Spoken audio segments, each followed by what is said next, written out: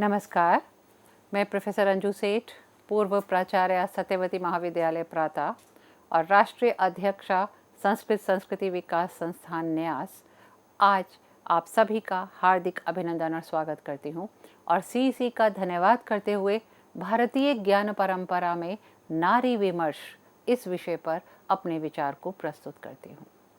भारतीय ज्ञान परंपरा वह परंपरा है, वह स्रोत है, वह अनवरत धारा है जो व्यक्ति को बहुत आगे बढ़ने की शिक्षा देती है, जिसमें वेद, उपनिषद, ब्राह्मण ग्रंथ, आरण्यक, दर्शन, स्मृतियाँ और सभी महाकाव्य, सभी प्रकार के ज्ञान, सभी प्रकार के विज्ञान सभी समाहित हो जाते हैं।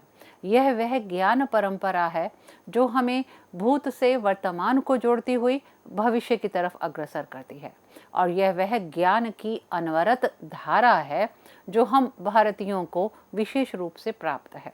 और हमारा ये विशेष सौभाग्य है कि हम भारतवर्ष में उत्पन्न हुए हैं, भारतवर्ष की सभ्यता और संस्कृति में पले बड़े हैं और भारतवर्ष की इस महान परंपरा को आत्मसात करके अपने जीवन को आगे बढ़ाने का अवसर हमें प्राप्त हुआ है, क्योंकि हमारा देश तो वह देश है जो सभी को शिक्षा प्रदान करता आया है, अपने ज्ञान की गंगा में सबका अवगाहन करता आ रहा है और सभी को ये प्रेरित करता आ रहा है कि हमारे पास ज्ञान का जो अक्षय स्रोत है उस स्रोत से सभी लाभान्वित हों। एतद् देश प्रसूतस्य सकाशात् अग्रजन्मना स्वं स्वं चरित्रम शिक्षेरन पृथ्व्याः सर्वमानवा। हमारा देश तो वह देश है जो सभी को अपने अपने चरित्रों से, अपने अपने कार्यों से, अपनी अपनी अच्छी बातों से, अपनी शिक्षाओं से सबको शिक्षित करता आया है और सभी की समस्याओं का समाधान भी प्रस्तुत करता आया है।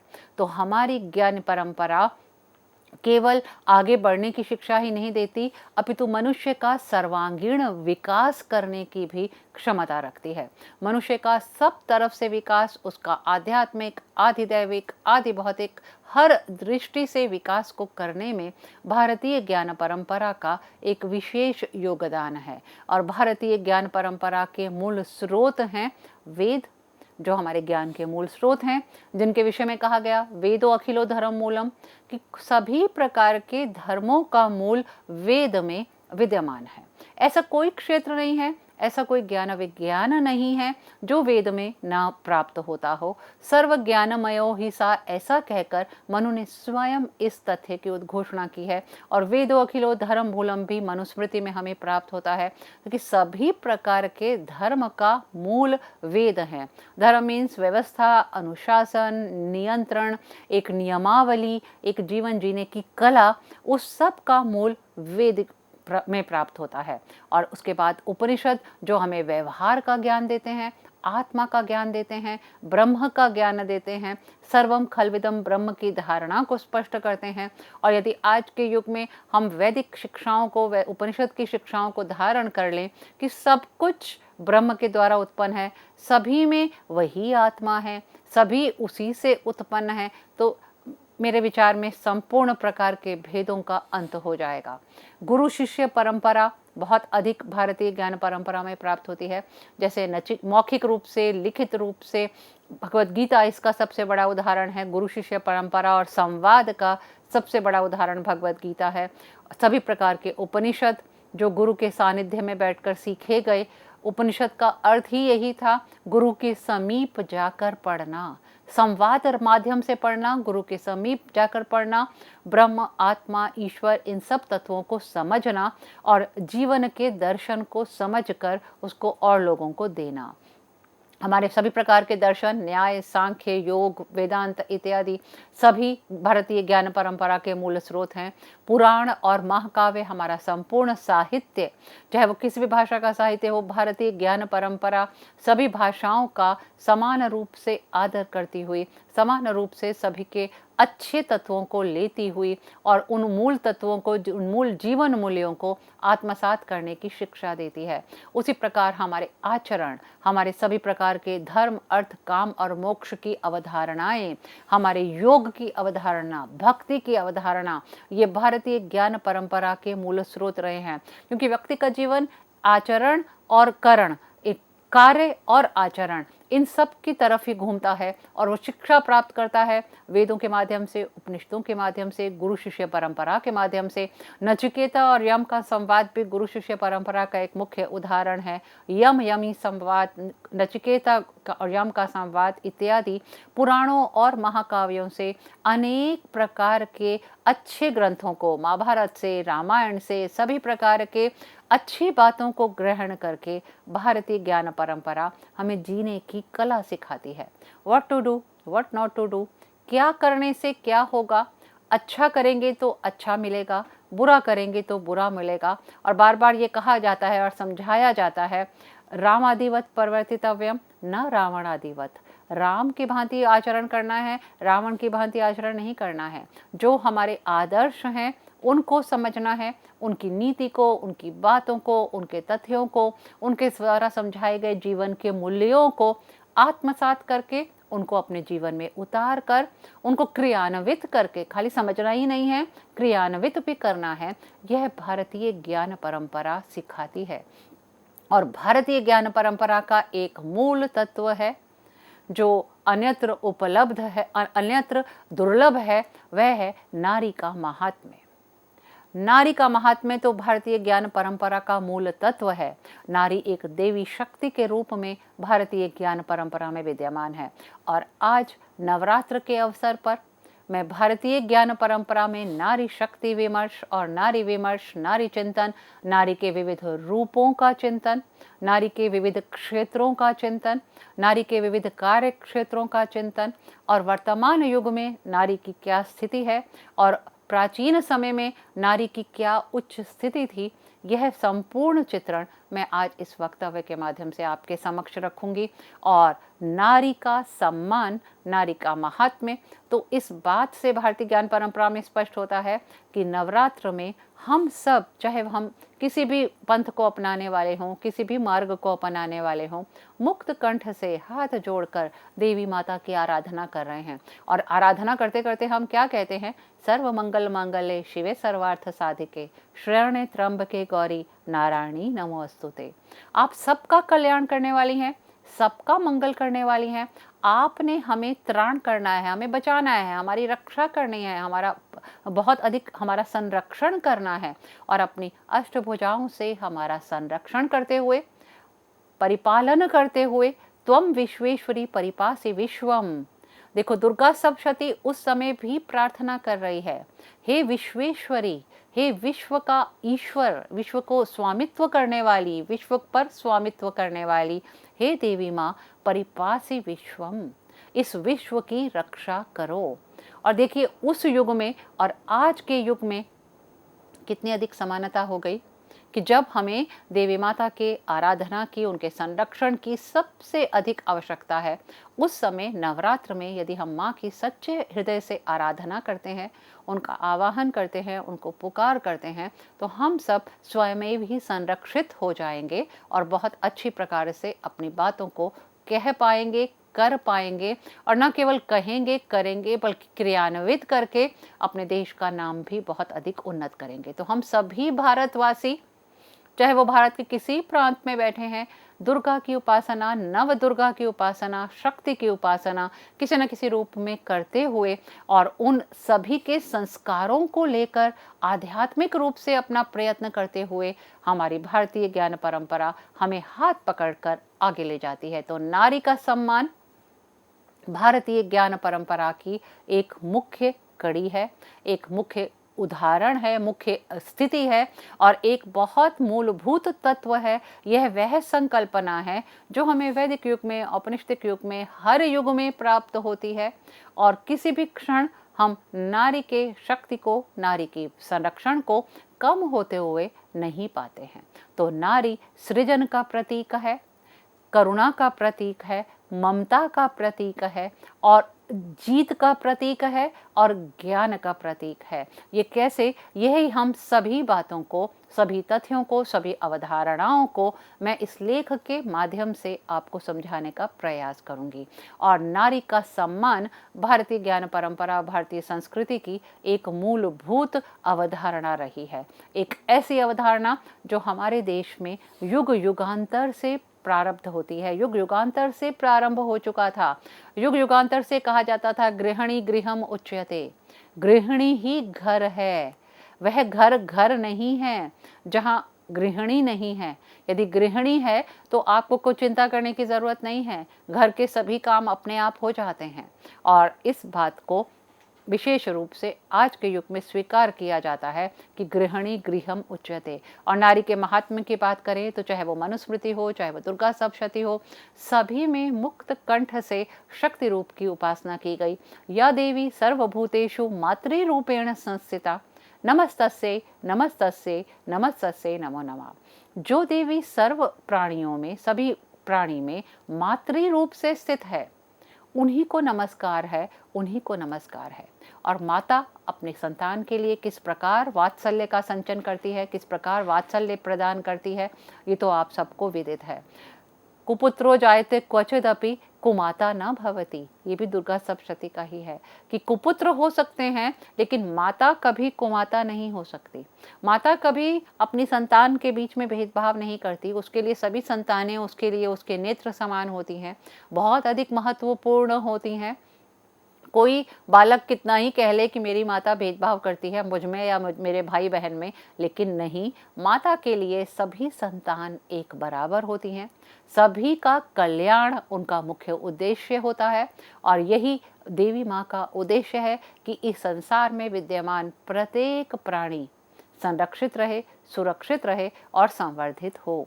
और मनुस्मृति में भी कहा गया यत्र नार्यस्तु पूज्यन्ते रमन्ते तत्र देवता, कि जहाँ नारियों की पूजा की जाती है वहाँ देवता निवास करते हैं। और इसकी अगली लाइन भी मैं आपको स्पष्ट कर दूं, यत्र एतास्तु न पूज्यन्ते, जहाँ इनकी पूजा नहीं की जाती है, तत्र अफला सर्वा क्रिया, वहाँ सभी क्रियाएं फलहीन हो जाती हैं। अर्थात जहाँ नारियों की पूजा नहीं की जाती है, यत्र मतलब जहाँ, एतः ये नारियां न पूज्यन्ते नहीं पूजित की जाती, तत्र अफला सर्वा क्रिया, वहाँ सारी क्रियाएं अ मतलब फलहीन हो जाती हैं। A is equal to negative, कि जो अ है, अफल है, फलहीन हो जाती हैं। अर्थात महिलाओं का सम्मान, महिलाओं की पूजा, महिलाओं का आदर हमारी भारतीय ज्ञान परंपरा और हमारी संस्कृति का मूलभूत तत्व रहा है। इसमें कभी भी कोई भी संशय और विवाद उत्पन्न नहीं हो सकता। और हमारे सभी प्रकार के परंपरा के सभी ग्रंथ मुक्त कंठ से नारी की बहुत अधिक सम्मान प्रदान करते हैं, बहुत अधिक इज्जत प्रदान करते हैं। और हमारे समाज और संस्कृति की संवाहिका भी नारी है, हमारी राष्ट्रीय चेतना की भी संवाहिका नारी है।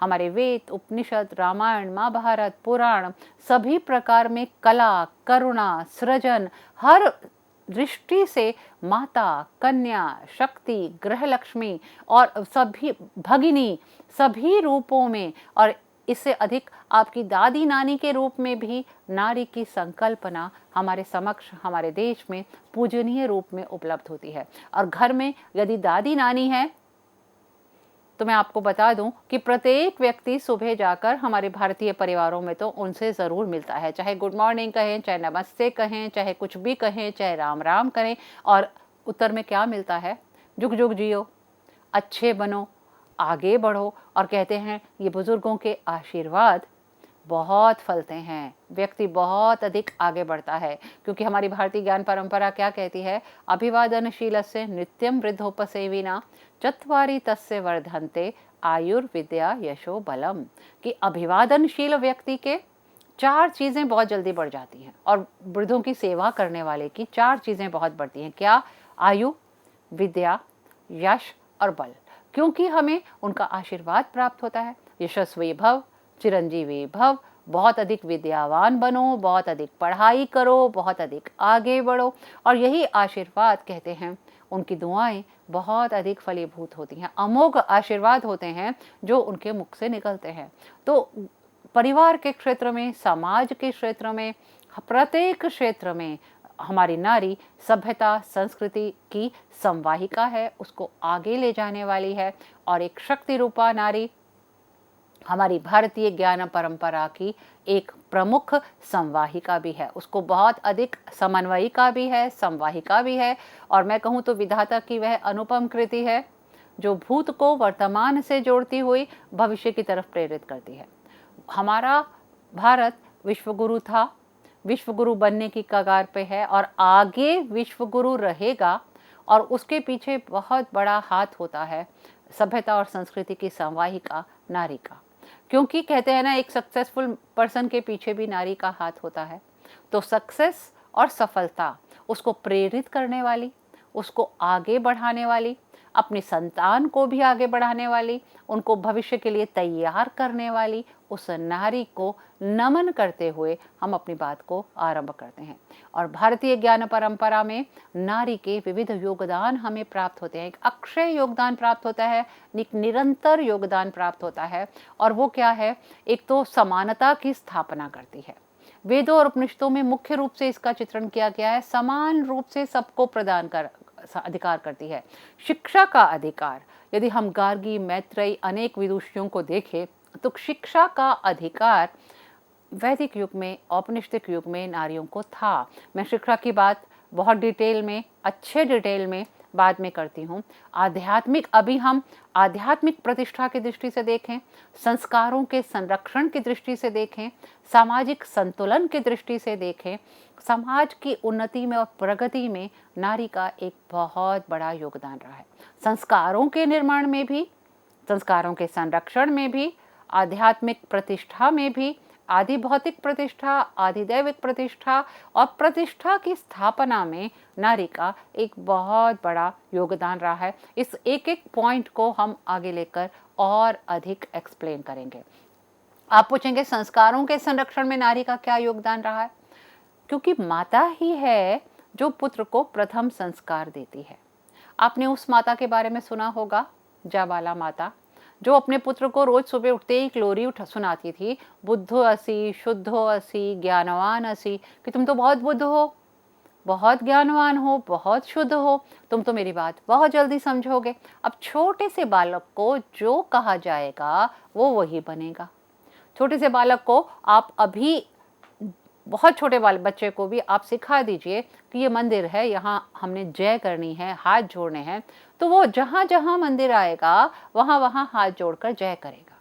तो जितने संस्कार हम दे पाएंगे उतने ही हमारे बालक संस्कार युक्त बनेंगे। तो ये माता का प्रथम कर्तव्य होता है कि वो संस्कार भी दे, और जैसे संस्कार माता देगी वैसे ही वो बालक सीखेगा बड़ों की रक्षा करने का, बड़ों को अभिवादन करने का, बड़ों की बात मानने का, अपनी बात रखने का, किस वे में अपनी बात रखनी है, जिद से नहीं। तो प्रत्येक संस्कार, उसको जो घर में आया है अतिथि, उसका अभिवादन करने का, नमन करने का, जो जो संस्कार माता देगी वही वही संस्कार उस बालक में आएंगे। कहते हैं ना, बच्चा तो ये बिल्कुल कच्चे घड़े की तरह होता है, उसको जैसा बना दिया जाए वो वैसा बन जाता है। जो सिखा दो, सुबह उठ को तुम उसको चाहे गुड मॉर्निंग सिखा दो, चाहे राम राम सिखा दो, वो सबको जाके बुलाएगा। घर में जितने लोग हैं, नमस्ते सिखा दो तो सबको जाके नमस्ते कराएगा। उसका मन तो बहुत निर्मल है, उसको हम जो सिखा देंगे वो जाके बोलाएगा। और किसी भी रूप में वो बड़ों का यदि अभिवादन करता है तो ये हमारे संस्कार हैं जो हम बालक को दे रहे हैं। हम उससे दिन की शुरुआत बहुत अच्छी करा रहे हैं।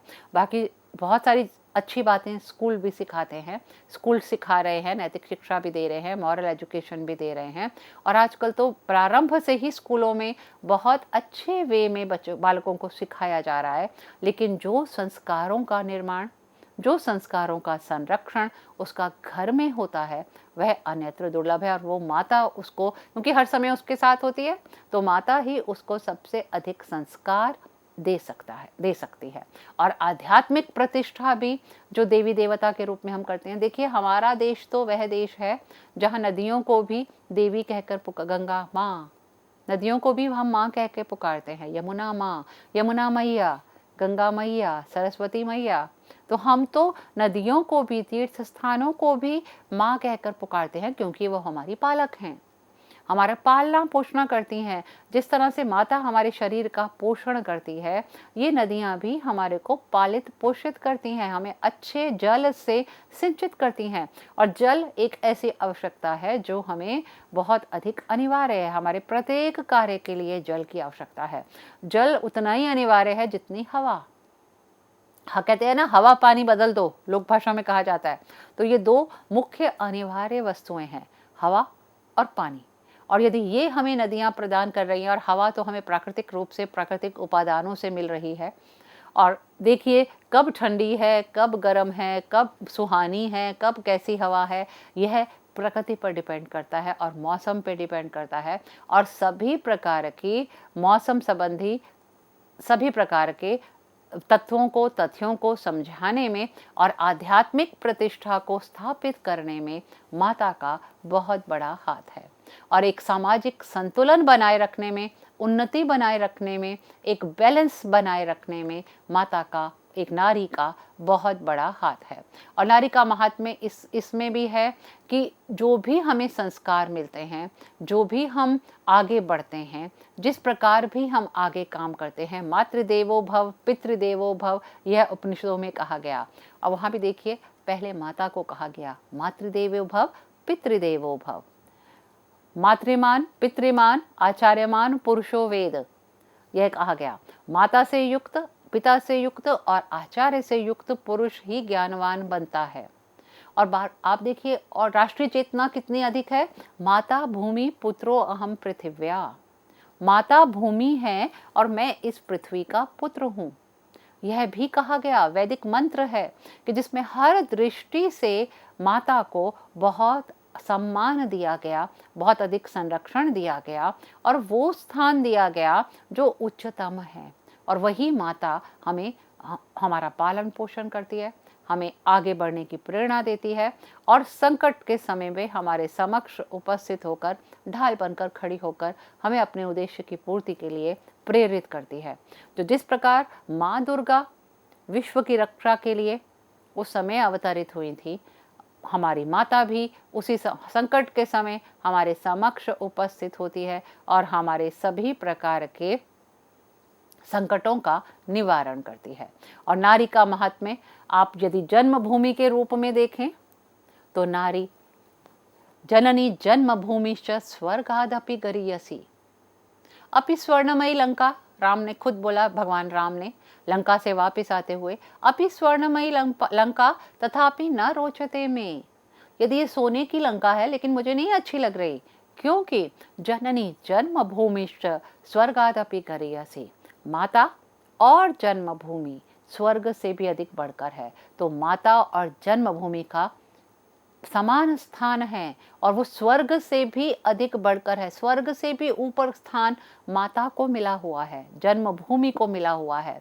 तो जन्मभूमि भारत माता हम कहते हैं, तो वह माता प्रत्येक क्षण में हमारी रक्षा के लिए तत्पर रहती है।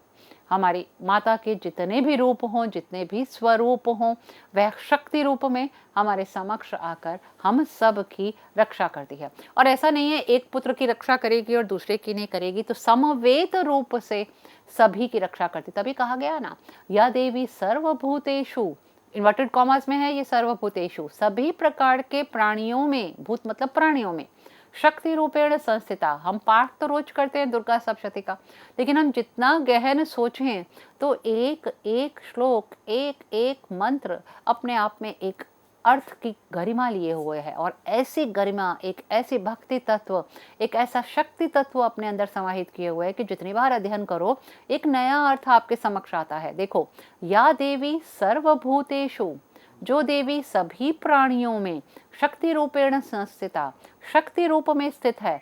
और शक्ति कौन सी?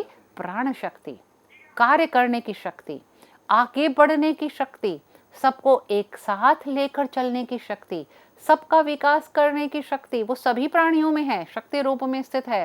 नमस्तस्यै नमस्तस्यै नमस्तस्यै नमो नमः, उसे नमस्कार है, उन्हें नमस्कार है, उन्हें एक बहुत बड़ा नमस्कार है। और गृहिणी गृहस्य भूषणम तो सर्वदा है ही। और माता यदि जन्मभूमि, माता और जन्मभूमि स्वर्ग से भी बढ़कर हैं, तो व्यक्ति स्वर्ग की कामना क्यों करे? माता की ही सेवा करें और जन्मभूमि की सेवा करें, अपने देश की सेवा करें, अपने देश के प्रति भी भक्ति रखें, माता के प्रति भी भक्ति रखें। माता का अनादर किसी भी दृष्टि में क्षम्य नहीं है। और ये मैंने अभी आपको बताया था, पुत्र क्वचित कुपुत्रो भवति, माता कुमाता न भवति। माता कभी कुमाता नहीं होती, पुत्र कभी कभी कुपुत्र हो सकता है परिस्थितिवश, किसी क्षण पर, लेकिन माता कुमाता कभी नहीं हो सकती। ऐसी कोई माता नहीं होगी जो अपनी संतान का बुरा चाहे। अपनी संतान का भला करने के लिए वो अपना सर्वस्व न्यौछावर करने को तत्पर होती है। अपना सब कुछ चला जाए, लेकिन मेरी संतान ठीक रहे, मेरी संतान सुरक्षित रहे, मेरी संतान संरक्षित रहे, मेरी संतान का अच्छा हो, भला हो, यह प्रत्येक माता हर रूप में सोचती है। और भारतीय संस्कृति माता के इस रूप को, चाहे वो गृहिणी रूप हो, चाहे वो कन्या रूप हो, चाहे वो अर्धांगिनी रूप हो, चाहे वो माता रूप हो, चाहे वो छोटी कन्या रूप हो, जिसे हम अष्टमी के रूप में पूजते हैं, देखिए हमारी सभी का संवर्धन संरक्षण करती है भारतीय ज्ञान परंपरा। ये हमारी ही संस्कृति है जहाँ हम कन्या पूजन करते हैं। और कन्या पूजन इस बात का द्योतक है कि हम कन्याओं की पूजा करके उन्हें सुमंगली मानते हुए, उन्हें सब प्रकार के अमंगल को दूर करने वाली मानते हुए अच्छी प्रकार से उनकी पूजा कर कर उनका सम्मान कर रहे हैं। यदि कन्या घर पे हुई है तो हम उसका सम्मान कर रहे हैं, हम सभी कन्याओं को बहुत अच्छे रूप में पाल पोस रहे हैं। तो जितने अच्छे रूप में हम उनकी पूजा करेंगे, हम उनका पालन पोषण करेंगे, हमारी सभ्यता और संस्कृति उतनी ही अधिक आगे बढ़ेगी। और कहा भी गया है, कन्यादानम वर प्रदानम महाशास्त्र प्रदानम सर्वदान एकम। सभी दानों से बढ़कर है कन्यादान। जिस व्यक्ति ने कन्यादान कर लिया, कहा जाता है उसने महादान कर लिया। लेकिन कन्या भी है कि योग्य वर को प्रदान करनी है, जो भी योग्य है उसके अनुरूप है। ये अभिज्ञान शाकुंतल में भी कर्ण कहता है, अनुरूप वरे। अनुरूप वर को कन्या प्रदान करना सबका संकल्प होता है। और आप शकुंतला ने अपना वर स्वयं चुनकर हमारी ये चिंता दूर कर दी है। तो स्वयंवर की भी उस समय अनुमति थी, गांधर्व विवाह की भी अनुमति थी। और हमारा देश, हमारी भारतीय ज्ञान परंपरा नारी को पूर्ण स्वतंत्रता भी दिए हुए थी।